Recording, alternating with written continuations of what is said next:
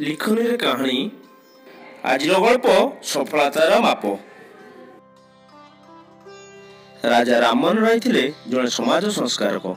समाज विभिन्न प्रकार अशिक्षा और अंधविश्वास हटाइबा दिगरे से कार्य करुले।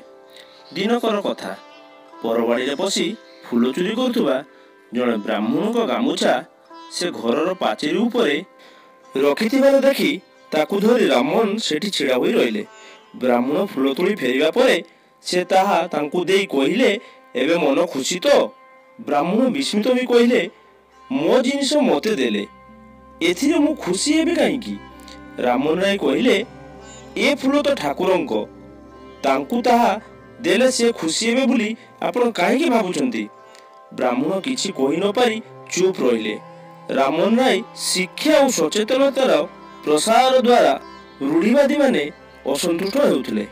सेमाने तांकू निंदा करुथिले और तांको विरुद्ध रे कुत्सा रटना करुथिले। ए कथा राजा राममोहन राय को जणे अनुगामी को बाधिला। से कहिले आपण काईकी अजथारे लोकंको कुत्सार शिकार होउछंती। आपण ए सब कार्य न कले चलंता नाही कि। राजा राममोहन हसी हसी कहिले भाई लोकंको निंदा मो कामर सफलतार माप। जे पर्यंत मोर निंदुक रही से पर्यंत मोर काम ठीक बाटर चली सरी ना बोली मु भावे। जो दिन निंदुक सरीजे से दिन मो काम भी सरीजिवो।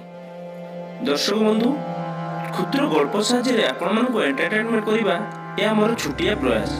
जदि कोनोसी उच्चारण भूल थाए ताहले मते क्षमा कर देबे। लेखनी रे कहानी गल्पटी आपण मानक भल लागिथिले वीडियोटी को लाइक कर दियंतु, शेयर कर दियंतु एवं गल्पटी भल लागिथिले किंबा खराब लागिथिले आपण माने कमेंट द्वारा हमकु जणांतु।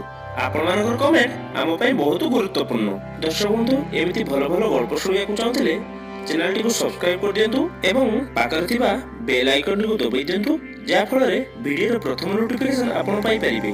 दर्शक बंधु पुणी आउथरे देखा लेखनी कहानी रे आ गुटे अध्याय से पर्यंत रहूची। नमस्कार।